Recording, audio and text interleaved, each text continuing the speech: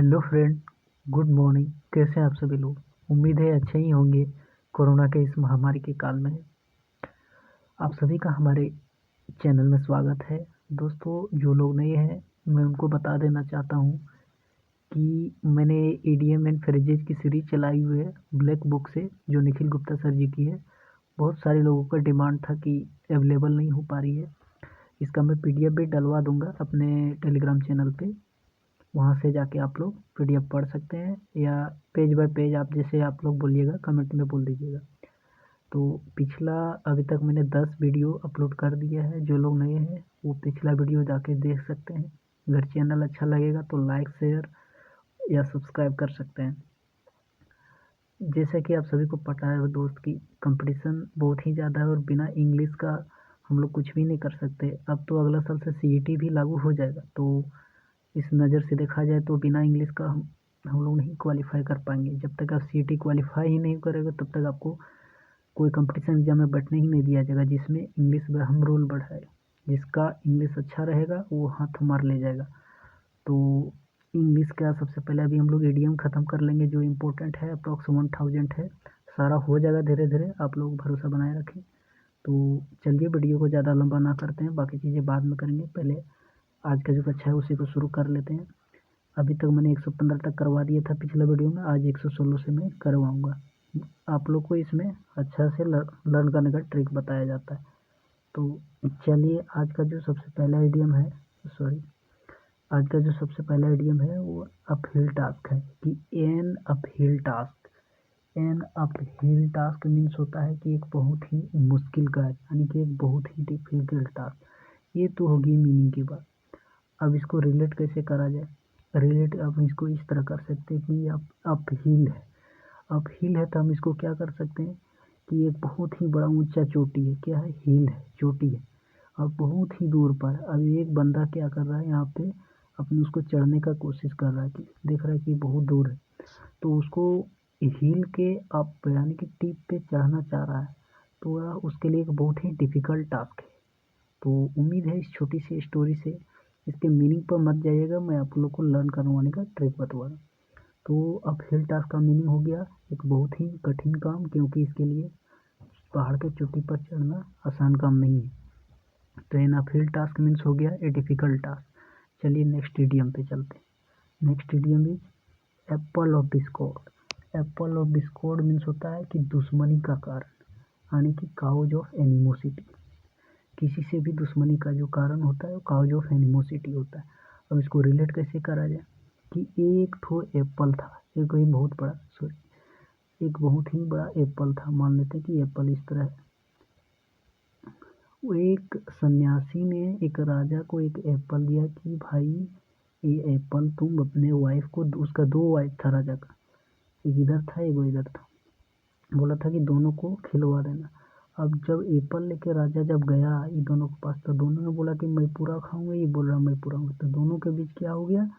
Apple के कारण Discord हो गया, यानी दुश्मनी की भावना आ गया। तो उम्मीद है इस छोटी सी स्टोरी से आप रिलेट कर पा रहे होंगे। इडियम है एप्पल ऑफ डिस्कॉर्ड, मीनिंग्स होता है काउज ऑफ एनिमोसिटी, दुश्मनी का कारण। तो नेक्स्ट इडियम इज कि एप्पल ऑफ वन साइड, एक और आ गया एप्पल ऑफ वन साइड, मतलब होता है आंखों का तारा, यानी कि बहुत ही प्यारा, वेरी लवेबल, यानी कि वेरी डियर टू समवन। अब इसको रिलेट कैसे करा जाए कि एप्पल ऑफ वन साइड मतलब हर वो बेटा जो किसी की तैयारी कर रहा है, दिल्ली में रह के या कहीं से भी रह के कंपटीशन एग्जाम के लिए, वो अपने माँ के लिए बहुत ही प्यारा है, अपने पिता के लिए बहुत ही प्यारा। तो इस यहाँ से आप रिलेट कर सकते हैं कि आप भी हैं जो आप अभी तैयारी कर रहे हैं, जो वीडियो देख रहे हैं, वो भी क्या है, आप अपने माँ बाप का एप्पल ऑफ वन साइड, यानी कि very dear to someone, apple of dear. तो उम्मीद है आप यहाँ से रिलेट कर पा रहे होंगे। इडियम है एप्पल ऑफ वन साइड, यानी कि very dear to someone. The next idiom क्या है कि apple and orange. Apple and orange means होता है टू अनलाइक थिंग्स और पीपल, यानी कि दो अलग अलग चीज़ें, एक चीज़ इधर है एक चीज़, दोनों में कोई रिलेशन नहीं। तो आप यहाँ से इसको रिलेट कैसे करेंगे कि भाई एक तो एप्पल था और एक है ऑरेंज। एक क्या है? ऑरेंज। मुझे पता है फिगर अच्छी नहीं बन रही है, लेकिन आप उम्मीद है रिलेट कर पा रहे हैं। तो ये दोनों अलग अलग चीज़ें हैं। ये अलग कैटेगरी का फल है, ये अलग कैटेगरी का फल है। तो मतलब क्या है, सिंपली टू अनलाइक थिंग्स है। अब थिंग्स को किसी पीपुल से रिलेट कर सकते हैं, यानी कि दो अलग अलग आदमी। तो उम्मीद है छोटा सा स्टोरी से आपको एक्सप्लेनेशन से समझ में आ गया होगा। The next idiom is argus eyed. Argus means होता है कि तर्क वितर्क या लोगों का जो तर्क है। मीन्स होता है ऑब्जर्वेंट। ऑब्जर्वेंट मीन्स होता है कि तेज नज़र वाला। अब इसको जो देखिए, अब इसको रिलेट कैसे करा जाए, रिलेट कैसे करा जाए कि आर्ग्यू आई मतलब जब दो लोगों में विवाद जब होता है, जब दो लोगों में विवाद होता है तो दोनों का जो विचार है, यानी कि जो देखने का जो नज़र है, तेज नज़र, यानी कि ऑब्जर्व करने का जो दृष्टिकोण है उनका, वो दोनों का अलग अलग होता है। इसके विचार कुछ और हो सकते हैं, इसके विचार अलग हो सकते हैं, इसकी आंखें कुछ और हो सकती है, इसकी किसी और आंखें नज़र से देखा जा सकता है। तो simply means argue I means होता है कि ऑब्जर्वेंट, यानी कि जो निरीक्षण करने वाला होता है, तेज नज़र वाला। तो उम्मीद है आप लोग को याद हो गया होगा। तो the next idiom is, idiom क्या था कि आर्ग्यूआइड मीन्स होता है observant. The next idiom is कि around the clock. Around the clock means होता है day and night. Around the clock means होता है कि डे और नाइट, यानी कि दिन रात। अभी दिन रात, अब इसको रिलेट कैसे करा जाए। अब रिलेट हम इसको इस तरह करेंगे कि अराउंड द क्लॉक ये man walks all around the clock, यानी कि आप इसको घड़ी से रिलेट करिए सिंपली। अराउंड द क्लॉक मतलब क्या है कि कोई एक वर्कर है, वो क्या कर रहा है कि बार बार घड़ी को देख रहा है, बार बार घड़ी की तरफ इसकी नज़र जा रही। क्यों? क्योंकि बेचारा दिन भर काम कर रहा है, थक गया कि कब घड़ी में जल्दी से 5 बजे और हमको छुट्टी मिल जाए मालिक के यहाँ से। तो अराउंड द क्लॉक मीन्स होता है डे एंड नाइट, क्योंकि इसमें क्या दिन और रात मेहनत किया था। तो उम्मीद है इस वर्कर की सहायता से आप क्या कर पा रहे होंगे, रिलेट कर पा रहे होंगे कि अराउंड द क्लॉक मीन्स होता है दिन रात, या दिन रात मेहनत करने की बात हो, या दिन रात पढ़ाई लिखाई करने की बात। तो द नेक्स्ट इडियम ही चलते अब नेक्स्ट इडियम पे। तो नेक्स्ट इडियम ही क्या है कि अराउंड, सॉरी ये तो हो गया था, as bald as a cue ball. Cue means होता है कि संकेत देना है, किसी तरफ इशारा करना, यानी कि कम्प्लीटली बाल्ड, यानी कि जो आदमी पूरी तरह से गंजा होता है ना, पूरी तरह से गंजा, जिसके सिर पे क्या है, बाल नहीं है। बाल क्या है, इसके सिर पे उड़ चुके, उसके जिसके शरीर पर बहुत ही कम बाल। अब इसको रिलेट कैसे करा जाए। अब रिलेट हम इसको इस तरह कर सकते हैं कि बॉल जो होता है, क्रिकेट वाला बॉल, टेनिस वाला बॉल, वो क्या होता है कि शुरू शुरू में तो उसमें क्या होता है, रुई ग्रिप रहता है उसमें। और क्या होता है कि थोड़े दिनों, 2+2 या +3 दिन खेलने के बाद उसमें क्या होता है कि उसका जो रुई जो रहता है वो उड़ जाता है। तो रुई जो उड़ जाता है तो उसके बाद क्या होता है, बॉल ऐसे हो जाता है सिंपल, उसमें कुछ नहीं रह जाता, यानी कि कंप्लीटली बाल। तो उम्मीद है आप इस बॉल की सहायता से आप रिलेट कर पा रहे होंगे। तो चलिए नेक्स्ट इडियम पे चलते हैं। तो next idiom is as clear as mud, यानी कि इम्पॉसिबल टू अंडरस्टैंड, यानी कि जिसको समझना असंभव है, समझना। अब इसको रिलेट कैसे करें कि as clear as mud means क्या होता है, कीचड़ वगैरह। तो कीचड़ में जब कीचड़ होता है तो उसमें क्या होता है, सब कुछ ऊपर में क्लियर होता है। हालांकि कीचड़ का जो पानी रहता है वो बहुत गंदा रहता है, लेकिन कीचड़ जब, इसमें धान का जब रोपाई होता है तो उसमें क्या आता है कि कीचड़ जब लेवलिंग कर दिया जाता है तो उसमें क्या होता है, पूरा एकदम प्लेन रहता है, तो क्लियर रहता है। लेकिन ये ऊपर से देखने वालों के लिए क्लियर रहता है, अंदर में क्या होता है कि बहुत ही दलदल होता है। अब नया आदमी आएगा सोचेगा ये तो सूखा हुआ है, और जो ही उसमें क्या करेगा, इस दलदल में, इस दलदल इलाके में उसमें ये आदमी यार, उसको पता नहीं है, पैर डालेगा तो क्या होगा कि पूरा धंस जाएगा और इसका पूरा गंदा हो जाएगा। तो मतलब क्या होगा उसके लिए, इम्पॉसिबल टू अंडरस्टैंड, क्योंकि उसने समझ नहीं पाया। तो उम्मीद है छोटे से एक्सप्लेनेशन से आप याद कर पा रहे हैं। इडियम है as clear as mud, means होता है impossible to understand. Next idiom is as daft as a brush. आप देख सकते हैं 2 टाइम्स पूछा जा चुका है एसएससी में अभी तक। तो मीन्स होता है एक्सट्रीमली सिली, यानी कि बहुत ही मूर्ख। अब इसको रिलेट कैसे करा जाए कि ब्रश, अब इसको ब्रश से रिलेट करते हैं। ब्रश जो हम लोग मुंह धोते हैं, ड्राइंग पे मत जाइएगा, ब्रश हो गया इसे कि as daft as a brush.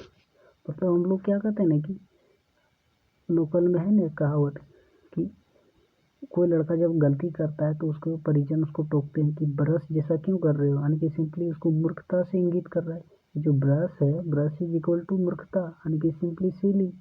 तो इससे रिलेट कर रहा है ब्रश को। तो उम्मीद है ये ब्रश को आप इससे रिलेट करके आप याद कर पा रहे होंगे कि एक्सट्रीमली सिली होता है, यानी as daft as a brush means होता है एक्सट्रीमली सिली, यानी कि बहुत ही मूर्ख। As fit as a fiddle, fiddle means क्या होता है, सारंगी। सारंगी आप लोगों को पता होगा कि गांव घर में जो बजाने वाला आता है, इस टाइप का कुछ रहता है, तो सारंगी बोलता है। इसमें वायर वगैरह लगे हुए रहते हैं जिसकी मदद से ध्वनि निकलती है, यानी कि साउंड निकलता है। तो इसको मतलब रिलेट कर पा रहा है कि क्या होता है, ये जो सारंगी रहता है बहुत ही हेल्दी रहता है, यानी लकड़ी टाइप का रहता है, यानी कि बहुत ही अच्छी कंडीशन में होता है, तभी वो अच्छी आवाज़ निकाल पाता है। तो इसकी अच्छी आवाज़ का निकाल पाना एक अच्छे सेहत का संकेतायक है, इसीलिए इसको आप रिलेट कर पा रहे हैं कि strong and healthy. Strong and healthy means होता है भला चंगा। अगर भला चंगा सारंगी रहेगा तभी तो वो अच्छा साउंड निकाल पाएगा। तो उम्मीद है छोटी सी एक्सप्लेनेशन से आपको याद हो गया होगा। इडियम है कि as fit as a fiddle means होता है स्ट्रॉन्ग एंड हेल्दी, यानी कि भला चंगा। The next idiom is as hard as a nail. As hard as a nail means वो क्या होता है कि भावनाहीन, जिसमें भावनाओं की कमी है, जिसमें अनरिलेंटिंग है, टू हैव नो फीलिंग, जिसमें कोई भावना नहीं। अब इसको रिलेट कैसे करा जाए कि नेल से ही रिलेट करते हैं कि अंगुली का जो नाखून जो रहता है, अंगुली का नाखून जो रहता है इस तरह का कुछ बढ़ जाता है, इस टाइप का अंगुली का आप सभी को पता है कि नाखून जो बढ़ जाता है वो क्या होता है, बहुत ही हार्ड होता है। अभी जैसे ठंड का सीजन है तो उसमें तो और हार्ड के फीलिंग आता है, लेकिन क्या होता है कि वो इमोशन लेस होता है, टू हैव नो फीलिंग्स। क्योंकि जब उसको हम ब्लेड से अगर नील कटर से काट देते हैं तो क्या होता है कि उसमें हमको दर्द नहीं आता, फीलिंग नहीं होता है। तो उम्मीद है आप रिलेट कर पा रहे होंगे कि इस नेल वाला नाखून से इस नेल को, ये हार्ड एज नेल, यानी कि इमोशनलेस, जिसमें फीलिंग की कमी। द नेक्स्ट इडियम इज, देखते the next idiom is as high as kite, यानी कि इंटॉक्सिकेटेड विथ अल्कोहल, यानी कि शराब के नशे में। अब इसको रिलेट कैसे करा जाए कि ये भाई एक शराबी है, शराबी ने क्या किया कि ये पूरी की पूरी बोतल गटक ली। उससे क्या होता है कि जैसे ही पूरी बोतल गटक ली, उसने आसमान की तरफ देखा, उसमें उसको क्या नजर आया, काइट आया नजर, आने की पतंग नजर आया, उसका जो डोरी था बहुत लंबा, तो पतंग नजर आया। अब उसमें क्या देखा कि काश मैं इस पतंग का डोरी पकड़ लेता और पूरे आसमान में घूम जाता। अभी शराब के नशे में, इसलिए ऐसा ही बोल रहा है कि भाई अगर मैंने पतंग का डोरी पकड़ लिया, ले काश पकड़ लेता तो मैं पूरा आसमान में उड़ता बादलों में। तो वैसा किस लिए बोल रहे, क्योंकि वो शराब के नशे में, जो ही नशा उतरेगा तो सिंपल पता चल जाएगा भाई तो सिंपल पतंग है यार, मैं कैसे उड़ पाता। तो उम्मीद है छोटी सी एक्सप्लेनेशन से आप रिलेट कर पा रहे होंगे। तो द नेक्स्ट इडियम में क्या है कि as the crow flies. As the crow flies means क्या होता है कि नाक की सीध में या सीधी रेखा में, यानी कि एक कौवा है, सिंपली इसको यहाँ चिड़िया से ऐसे रिलेट कर पा रहे होंगे कि एक कौवा है, इस तरह का है, कुछ चिड़िया है, सिंपली मान लेते हैं कौवा। अब इसको यहाँ पे जाना है, इस जगह पे जाना है, जो पेड़ की एक शाखा है, ऐसे कुछ पेड़ हो वहाँ पे जाना है उसको। अब यहाँ से यहाँ की दूरी है 1 किलोमीटर लगभग, कितना है 1 किलोमीटर लगभग। अब ये चाहेगा तो ऐसे ऐसे घूम के भी जा सकता है, या ऐसे ऐसे इस तरह भी जा सकता है, या सिंपली क्या कर सकता है कि बीच में सीधा वाला रास्ता से जा सकता है। तो क्या कर रहा है, दोनों के बीच सबसे छोटी दूरी है, फिजिक्स में इसी को तो डिस्प्लेसमेंट बोला जाता है। तो shortest distance between the initial and final point, हम लोग को इसके बीच में नहीं पढ़ना है, हम लोग को रिलेट करना है कि एज द क्रो फ्लाई, यानी कि द शॉर्टेस्ट रूट, इसके बीच में क्या है शॉर्टेस्ट रूट, यही वाला तो है आखिर। तो उम्मीद है आप रिलेट कर पा रहे होंगे। चलते हैं नेक्स्ट इडियम पे। The next and the last idiom of this video is कि ask for trouble. Ask for trouble means क्या होता है कि आप बैल मुझे बार, मतलब आप किसी भी जो प्रॉब्लम है उसको आप न्योता दे रहे हो। अगर आप बैल के पास जाओगे, जो सांड वाला बैल होता है, या किसी भी बैल के पास जो बदमाश है, तो वो क्या करेगा, आपको तो मार तो देगा ही, क्या, क्योंकि वो बैल है, उसको उतनी समझ नहीं है। तो act in a way that is likely to incur problem और डिफिकल्टी, मतलब आप किसी प्रॉब्लम को बढ़ावा दे रहे हैं, तभी तो अगर आप बैल के पास जाके उसका सिर में सींग में कहीं पे आप उसको मारोगे तो वो तो आपको छोड़ेगा नहीं। तो उम्मीद है छोटे से एक्सप्लेनेशन से आपको याद हो गया होगा। तो दोस्तों, मैं वीडियो ख़त्म करने से पहले एक बात सभी को बताना चाहता हूँ कि भाई बोलने वाले कुछ भी बोलेंगे, आप डटे रहिए, हिम्मत नहीं हारिए, पॉजिटिव रहिए। पॉजिटिव रहना बहुत ज़रूरी है, क्योंकि अगर आप नेगेटिव इन्वायरमेंट में रहते हैं तो भाई आपको दिक्कत है। अगर रहते भी हैं तो अपने ऊपर उसको हावी ना होने दें। आप पॉजिटिव रहिए, आप कर सकते हैं। आपके अंदर बहुत ही जुनून है, आप कर सकते हैं। तो चलिए, अगर सेशन अच्छा लगा हो तो लाइक ज़रूर करें। आपका लाइक और सपोर्ट हमको बहुत हिम्मत देता है। लाइक करें और सब्सक्राइब कर लें अगर, क्योंकि नोटिफिकेशन तो चल ही जाएगा। पिछले कुछ दिनों से मैं वीडियो नहीं डाल पा रहा था, तो आप टेंशन नहीं लें, आज से रेगुलर डाला जाएगा। एक वीडियो पर डे या 2 वीडियो चलेगा, क्योंकि सिलेबस जैसे CHSL और SSC का एग्ज़ाम आने का उसके मद्देनज़र पहले ही ख़त्म करना है। तो चलिए, वीडियो ज़्यादा लंबा नहीं करते हैं। शेयर ज़रूर करें, लाइक करें, सब्सक्राइब करें। धन्यवाद। आज की वीडियो यहीं तक। खुश रहें। Thank you. Bye bye. Take care.